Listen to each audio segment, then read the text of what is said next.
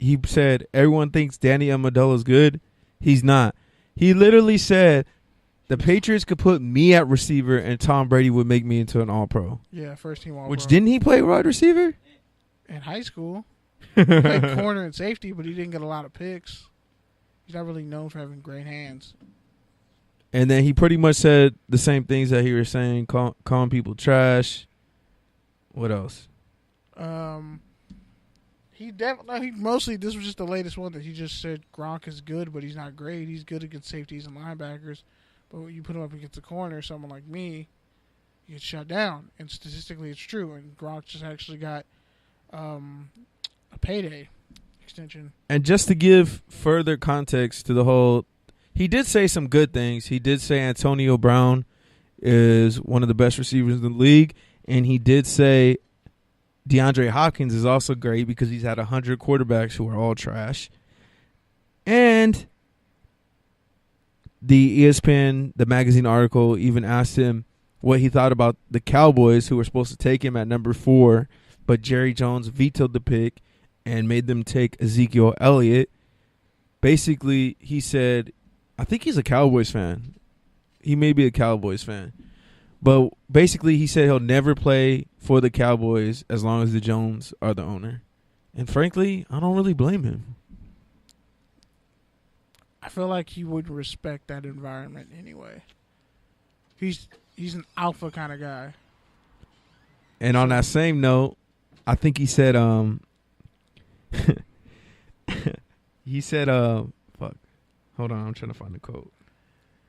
Oh, yeah, he said the Jaguars will win the Super Bowl with Blake Bortles, which is a turnover. He said we think we should have actually took a flyer on a quarterback, though, a rookie QB in the draft.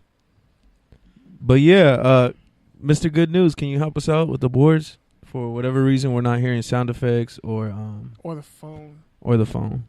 Which was weird. But, yeah, man, touchdowns and tangents. We play through issues here. Injuries and inconsistencies. Was that a bar? I think it was. And the other topic I wanted to talk about. I got the mic muted. I mean, you got the whole.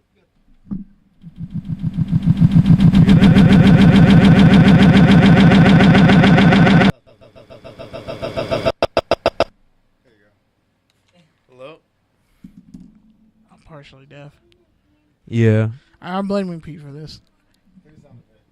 Play a sound effect. Yeah. There we go.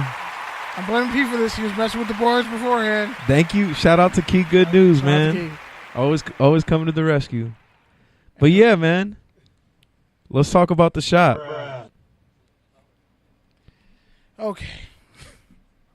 LeBron James' series finally came out. The Shot, featuring Candace Parker, Jon Stewart, Odell Beckham, and a bunch of other people in episode 1. He caught a lot of flack, man, good and bad. We knew he was already being accused of vulturing Alabama, but now... By the way, I got a whole thing of the Alabama doing like a fake Hard Knocks. No, I'll save it. I got something to say about Nick Saban, that whole situation. But... yeah, man, with the whole shop situation, your boy Jason Whitlock basically killed LeBron James, saying he's the black Donald Trump because this whole thing is not only just bringing attention to himself, but it's really a false situation. Yeah, exactly. Because he basically said, what black barbershop do millionaires convene at? What black barbershop do they sip Cabernet? Yeah, I was like, why you have red wine? This is not a movie theater, Draymond Green. And part of his hairline was looking mighty fierce. He had a vein. He had a vein on one side. I was like, bro, that's how you know you spent a lifetime of barbers eating the side of your head up. I would know. And he said, and they said, what black barbershop has Jon Stewart there? Pushing the whole entire conversation and basically moderating it. Like, there's a Jewish dude in a black barbershop. Where in the hood does that exist? I've been to all types of barbershops. I don't see a bunch of black dudes and then one white guy. And it was weird that it happened to be a Jewish guy because black people and Jewish people have a long tied-in history. So I was kind of confused. I was like, I get you're a fan, but why is there only one of you? Like, why isn't there a woman, like a female sports reporter or something? Like, why is it so just all y'all and then Jon Stewart, who's a comedian? Yeah, like, it was weird. And first off, he's old as hell. Like, you couldn't have picked Mychal Rappaport. That's what I was like, you know what I mean? Like, the energy was weird. I bet you Mychal Rappaport's going to be on a later episode. I bet he's mad that he wasn't on the episode. That's why I was like, I see what you were getting at, Bron, but I was kind of confused. But he did talk about a number of things, starting with he had to learn to like white people. Starting with they talked about using the N-word. They talked about the athlete privilege. They talked about how, basically people want to see them mess up. Hot tag. Go ahead. Gerard Carmichael said that that one play, Hamilton was trash. He said, like, you just culture appropriated hip hop to like make black people like it, but really it was a terrible, terrible play. And I'm not gonna lie, Gerard Carmichael's kind of right. Hamilton is trash. If we really think, like, it was cool for white people, because if it didn't have hip hop in it, we would have not cared about Hamilton. If there was no hip hop element in Hamilton, because the dude Lou, I forget his name, but he went to high school with a Moral Technique, and the Moral Technique used to bully him. And I was like, I get the hip hop element. How do you know that? Because he said it. Like, okay. He said it, and the Moral Technique said it in multiple interviews. I can pull up the audio. I don't need to lie. He's lying. I'm the only one who don't think you're full of shit. You can pull up the audio. Same way Keith said that Von Miller didn't get $70 million guaranteed, and I sent him the screenshot. Yeah. I don't need to lie. That's one thing Kenny doesn't forget. The one time he was right. I've been right a lot. Like, when you're right 1,000 times and you just keep saying that one time, don't try to minimize it. No, I'll be right. Like, my winning percentage is high when it comes to being right. It's just when I'm wrong, it's blatantly hilarious. That's the only difference. But yeah, man. So back to the shop. But real talk, I guess it would have been great to have Trey on here from Barbershop Sports Talk Podcast. Shout out to them, the X Squad.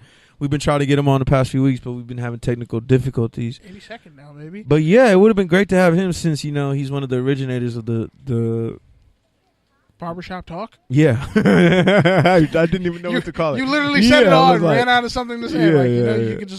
You could bring that back around. You can just tag that back in. And I think the one... By the way, Vince Staples went on that. Hello, caller. What is your name and where are you calling from? Yeah. Hello? We can hear you. We can hear you, caller. Go ahead and speak your piece.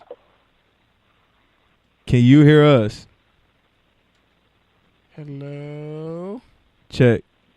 Take your phone off speaker. Hello? Yes, hello. Test. Can you hear us? It's good on our end, man.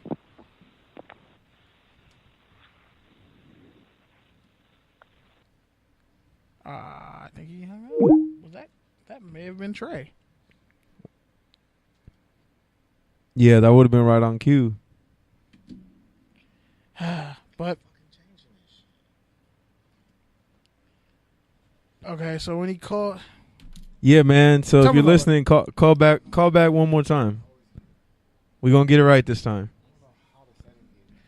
Well, yeah. So Vince Staples was actually on. He was in there? Yeah, Vince Staples was in there. That's how you know that show is fake. He was getting his haircut first. That's how you know that show is fake. That's what I'm when Vince Staples is the quietest one. Hello, caller. What is your name and where are you calling from?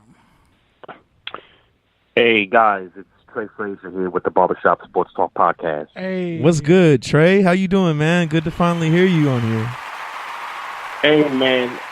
Thanks a lot, guys. I know y'all had some technical difficulties a couple of weeks ago, but I just got the email maybe 30 minutes ago when I said, let me get up here and give you guys a call and chop it up with you guys. So I appreciate the love and, appreciate this opportunity. Yeah, we appreciate you playing through it and being flexible. Especially because we had a pre-recorded episode last week, so we were not here.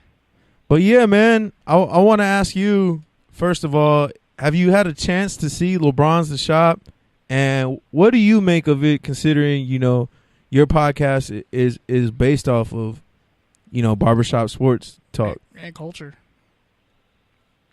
Well, I did get a chance to take a look at it the other night. I actually had to watch it on repeat yesterday because after me and Maestro recorded Tuesday night, I know it comes on Tuesdays, 11 o'clock, got home a little bit too late to watch everything, so I was able to catch the repeat yesterday. But my thoughts on it, quite frankly, is that, again, LeBron James is dropping gems on these dudes out here. Shout out to him. Shout out to Maverick Carter, who owns the Uninterrupted Network, who, I guess produces that show for HBO, and everybody that was present there. Snoop Dogg, Candace Parker, Jon Stewart, Gerard Carmichael, Odell Beckham. They was kicking Vince it. Staples. I overheard you guys talk about the Jason Whitlock comments, and I actually saw a clip of what he was saying. And look, I'm not a Jason Whitlock fan. Now let's be clear about that.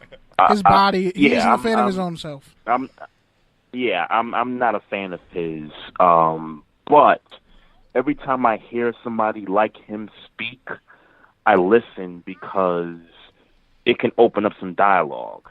And what he said in regards to the show not mimicking the actual neighborhood barbershop where it is all black people in a black barbershop and not one white guy there, I had to sit back and kind of say, okay, he's making some good points. And then the other point he made about the show was you got guys sipping wine in the barbershop. Yeah. When I was growing up in Brooklyn, New York, and I used to go to the barbershop, dudes had beer. Dudes had liquor. They had, quarter water juices from the bodega, from the corner store. You already know. So yeah, I could see Whitlock's point in that it's not necessarily mimicking, the true neighborhood barbershop, but I'm not trying to hear that right now from Jason Whitlock because, quite frankly, me and Maestro, we do the Barbershop Sports Talk podcast. We're not barbers. We don't record in an actual barbershop.